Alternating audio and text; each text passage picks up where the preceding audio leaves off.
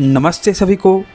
मित्रों, वैचारिक मंथन एक्स ईमान वाला यूट्यूब चैनल पर मैं आपका साथी आशीष चौरसिया आप सभी का हार्दिक स्वागत एवं अभिनंदन करता हूं। मित्रों, बिहार के रहने वाले शाहिद मियां से हमारी कॉल पर हुई पहली बातचीत का पहला हिस्सा तो आप लोगों ने सुना ही होगा।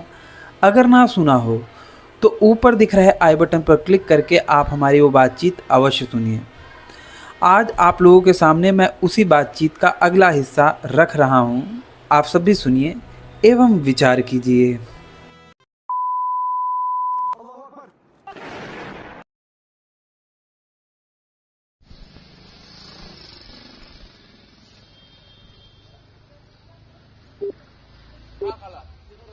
थोड़ी जगह दे दे। हाँ,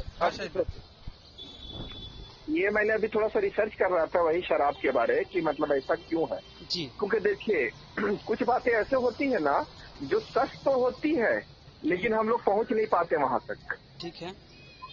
जैसे अभी कभी पत्थरों के नीचे कोई हीरा रहती है लेकिन हीरा तो रहती है लेकिन हम लोगों की उतनी परख नहीं होती, वहां तक पहुंच नहीं पाते, समझ रहे हैं। और जो जौहरी रहता है वो बता देते हैं। ठीक है, ठीक है। तो उसका ये मतलब नहीं कि ये गलत है। अब जैसे शराब की आप बात बोले हाँ। कि भाई शराब पीने से नशा होती है, मैं नहीं कह रहा हूँ, ये रियलिटी है ना। रियलिटी है। लेकिन आज भी अरब कंट्री में कुछ जो शराब बनती है कुछ लोग पीते हैं, जिसको मुसलमान भी पीते हैं। हाँ। वो उसको फल और फ्रूट से थोड़ा सा सड़ा गला के कैसे बनाते हैं नहीं मालूम, ठीक है। जी। तो उसको जो बनाते हैं तो उसमें अल्कोहल ये लोग नहीं डालते हैं, ठीक है। और वो एज ए शरबत की तरह होती है, ठीक है। ठीक है।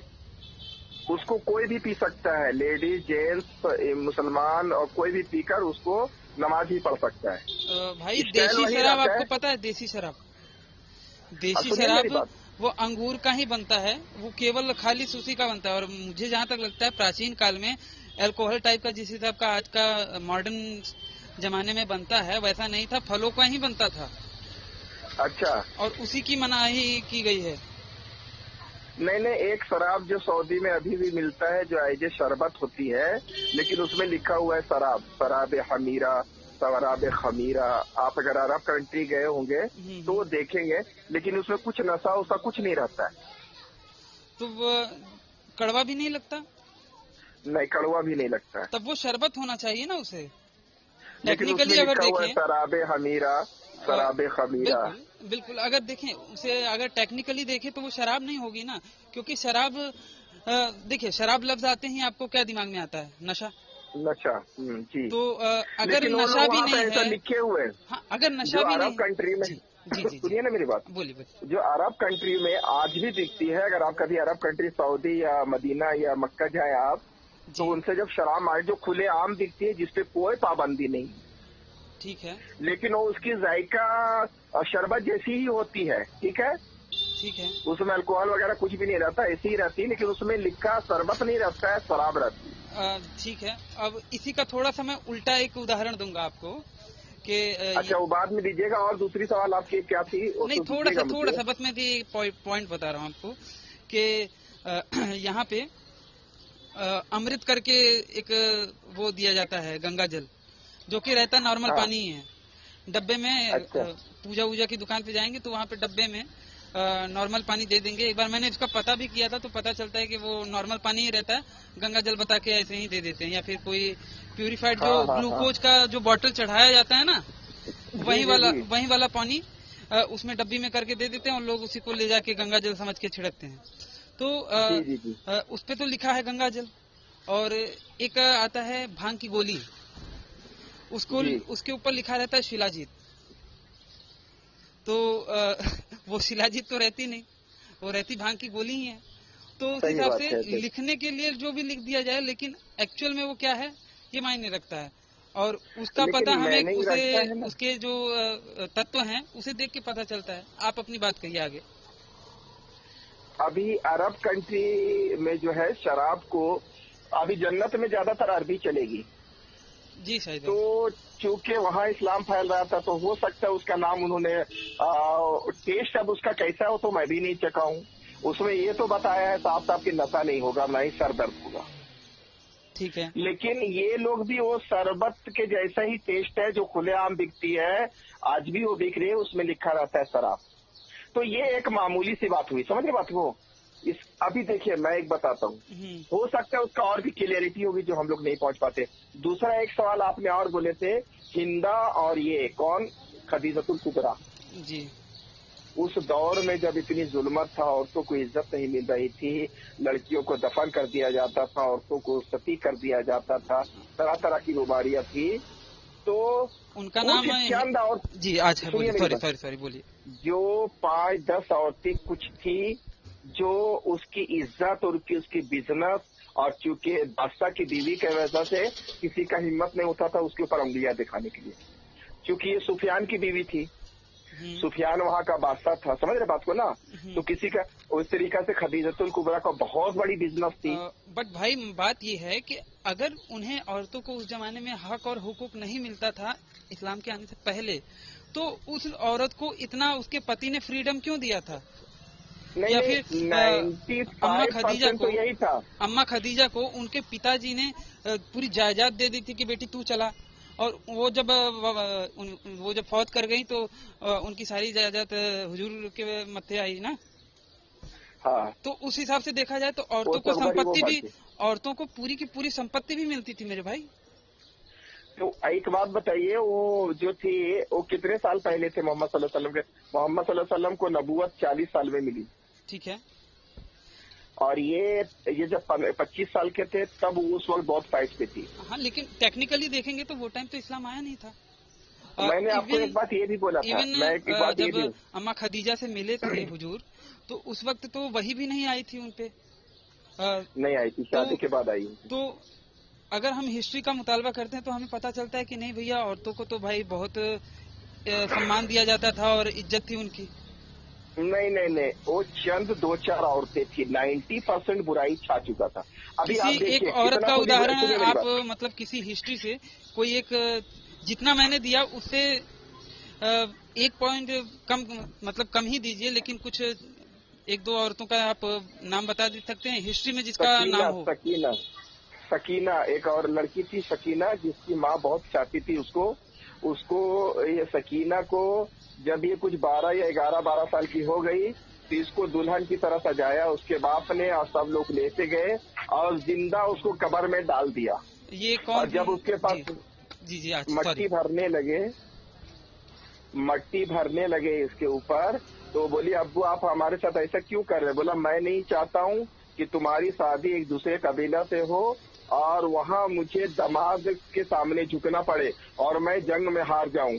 तो ये सकीना बोलती है कि अब्बू आप मुझे सारी जिंदगी नौकर ही बना के रखिएगा, अपने घर में नौकरानी, लेकिन खुदारा मेरे ऊपर ऐसा जुल्म मत कीजिए। और वो कुछ नहीं सुनता, उसके ऊपर लोग सब मट्टी फेंकने लगते। ठीक है, तो ये जो उसके अब्बू थे वो सूरत हाल एक पश मंजर में स्पेशली उनके लिए आई होगी, क्योंकि हर कोई तो जंग में जाके लड़ता नहीं था, हर एक व्यक्ति तो जंग में जाके लड़ता नहीं था। और वहाँ के माशरे के हिसाब से देखा जाए, जैसे कि आपने कहा कि कोई एक निकल गया होगा, तो मैंने आपको 4-5 से ज्यादा उदाहरण दिए हैं, अगर आप कहेंगे तो मैं दोबारा गिना सकता हूँ। तो मैंने कई सारे उदाहरण दिए, यहाँ तक कि मिस्र तक का मैंने उदाहरण दिया कि मिस्र में कितनी सारी औरतें थी जो शक्तिशाली थी, और सबसे कुख्यात रानी तो थी वो क्लियोपेट्रा। तो उस हिसाब से देखा जाए तो ये इस्लाम से आने से पहले ये सब बातें थी, तो क्या कहा जाए उसके बारे में। और तो ये मिस्र अरब से दूर है, अरब से काफी दूर है मिस्र। हाँ, लेकिन अरब में भी तो, मिस्र में भी तो अरब फैला, मतलब दीन आया ना, क्योंकि लेकिन ये, हाँ सुनिए, या तो फिर ये मानिए कि मिस्र में बहुत अच्छा हालात थे, वहाँ पे औरतों को हक और हुकूक मिलते थे, इस्लाम आने के बाद भी वही चीज था। हो सकता है, ऐसा भी हो सकता है, मतलब क्योंकि हो सकता है हम लोग यहाँ रियलिटी में इतना था, किताब में ऐसा लिखा है कि उस वक्त एकदम बुराई आम हो चुकी थी भाई। अभी देखिए एक बात बता रहा हूँ, मेरी बात सुनिए जी सही भाई। अभी पहले औरतें निकलती थी बगैर घूंघट का नहीं निकलती थी, पर्दा सर में रहता था, कोई भी औरत चाहे हिंदू हो या मर्द हो, उसके दुपट्टा जो थे ना, साड़ी का पल्लू सर में रहता ही रहता था। नहीं, अगर आप प्राचीन काल की बात करेंगे, खास करके अगर आप हिस्ट्री में भारतीय हिस्ट्री की बात करेंगे, तो पर्दा प्रथा हाँ। एग्जिस्ट ही नहीं करती। इवन अगर आपने रामायण वगैरह भी देखा हो, हालांकि उसमें सीरियल में भी बहुत गलत दिखाया है, फिर भी आपको पता चलेगा कि वहां पे भी पर्दा प्रथा नहीं थी। देख आपने स्वयंवर का देखा होगा, सीता जी का या फिर किसी का भी, तो वहां पे वो घूंघट नहीं किए हैं। घूंघट का प्रथा था ही नहीं भाई हमारे यहाँ पे, बल्कि औरतों और मर्दों को समान का अधिकार था। यहाँ तक कि औरतें तो शास्त्रार्थ मतलब डिबेट करती थी मर्दों से। लोपा ऋषि हो गई, घोषा ऋषि हो गई, ये लोग तो भाई बाकायदा वेदों की मंत्र दृष्टा थी और ये बाकायदा शास्त्रार्थ वगैरह भी करती थी। प्रमाण है इसका। नहीं, वो आप जो बोल रहे हैं वो तो मैं नहीं पढ़ा हूँ जो आप बोल रहे हैं तो, लेकिन भारत की मैंने तो हिस्ट्री भाई अपना है। बचपना में देखा। मैं जब बच्चा था, मेरी उम्र अभी मान लो 35-37 साल की जी। है, मैं अपने बच्चे में जब मैं देखता था औरतों के अंदर बहुत सारी डिसिप्लिन थी, कायदे से दुपट्टे रखते थे, या औरतें लोग थी तो दुपट्टा साड़ी, जैसे कोई ग्वाली औरत या कुमार वगैरह थी वो सर में दुपट्टा या साड़ी का पल्लू रखती थी। लेकिन वही अभी उसी की पोती लोग को देख रहा हूँ कि हाफ चड्डी और हाफ जींस पे घूम रही है। बात यह है भाई, तो ये 20 साल में कितना चेंज हो गया। नग्नता बुरी बात नहीं है, ठीक है। जो शरीर को दिखाना होता है वो बुरा नहीं होता मेरे हिसाब से। उसे देखने और दिखाने का तरीका बुरा होता है। एक छोटा सा बच्चा है, वो नंगा घूमता है, उसे तो हम नहीं कहते कि वो गंदा है, एक बात कह रहा हूँ। या फिर एक माँ अपने बच्चे को दूध पिलाती है तो उसके स्तन दिखते हैं, तब तो हम नहीं कहते कि यार ये तो अश्लीलता फैला रही है, ये तो गंदगी दिखा रही है। नहीं ना, वो तो अपने बच्चे को दूध पिला रही है, देखने और दिखाने का तरीका उसे गलत कर देता है। तो उस हिसाब से बाबा, हाँ, देखिए, जो एक गैर मुहर्रम लड़की को, अभी आप अपने बहन के साथ ऐसे ही बैठ सकते हैं, बातचीत कर सकते हैं अपने माँ के साथ, लेकिन जो एक गैर लड़के के साथ वो ऐसा नहीं आ सकते, उससे नीयत में भटकावट आती है। नहीं, पर्दा अगर करना चाहिए, नीयत भटकती है इंसान की। भाई अगर नीयत पक्की है तो फिर कोई भी कुछ भी हो नहीं हो सकता। और अगर नीयत पक्की नहीं है तो कहते हैं ना, काजल की कोठरी में बैठे रहोगे, कितना भी जतन करोगे लेकिन वो काजल का दाग लगेगा ही लगेगा। सही बात है, लेकिन एक होता है सेफ और एक होता है अनसेफ। सिक्योरिटी क्यों रखते हैं? चोरी नहीं करने के लिए ना भाई। लेकिन अगर चोरी करने वाला रहता तो सिक्योरिटी के बावजूद भी चोरी कर लेता है, लेकिन सिक्योरिटी इसलिए रखा जाता है थोड़ा सा सेफ रहे। इस तरीका से पर्दा रखने से ना जिस्म दिखेगा ना उसके, क्योंकि जो बुराई होती है पहले आंख देखती है। तो मर्दों का भी तो पर्दा होना चाहिए मेरे भाई। हाँ, मर्दों का भी तो पर्दा होना चाहिए। नहीं, मर्दों का पर्दा होना चाहिए, सही बात है, इसमें कोई शक नहीं है। लेकिन मर्दों को भी हुकूक है घुटना से ऊपर नहीं दिखाने का, लेकिन वैसा पर्दा नहीं जो औरतों का है। अब मैं एक आपको बताता हूँ, सानिया मिर्जा नाम सुना है आपने? हाँ, उनके स्कर्ट को लेकर फतवा जारी हुआ था, आपको अगर याद हो तो। उनके स्कर्ट को लेकर फतवा जारी हुआ था जी। अब औरतों के लिए, मर्दों के लिए भी तो कहा गया है कि भैया अपनी नजरों का पर्दा रखो, है ना? बेशक अल्लाह ताला ने फरमाया है कि अपनी नजरों का पर्दा रखो। लेकिन अगर इसे और एक्सटेंड तरीके से और कड़ाई से अगर बता देते तो वो जो मौलाना हैं वो देखते ही ना, सानिया मिर्जा की स्कर्ट को ही ना देखते। आखिर उन्होंने उसके देखा, उसके खुली हुई टांगों पे उनका ध्यान गया और उनका दिमाग उस गंदगी में चला गया, तब उन्होंने वो बात का फतवा लगाया ना।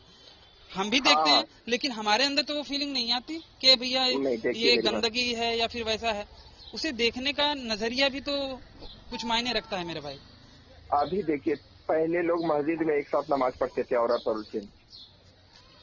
बाद में जब मर्दों लोग का थोड़ा सा निगाह उगाह भटकने लगा तो उसके ऊपर पर्दा कर दिया गया। बाद में जब और भी लोग के अंदर निगाह भटकने लगा तो लोग को मस्जिद से आना ही मना कर दिया।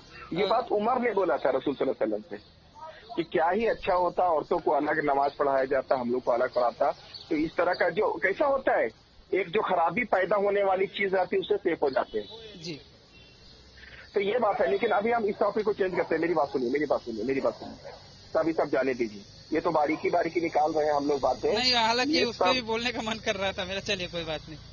हाँ, नहीं, ये सब सारी बातें जाने दीजिए, मेरी बात एक गौर से सुनिए, ठीक है? जी भाई। ये तो चलो एक थोड़ा सा शराब है या ये है शरबत रखना चाहिए, ये तो मामूली चीज है, ठीक है ना? इसको इतना लेकिन अभी अगर जाए तो कहाँ जाए? अगर हम हिंदू धर्म में जाते हैं तो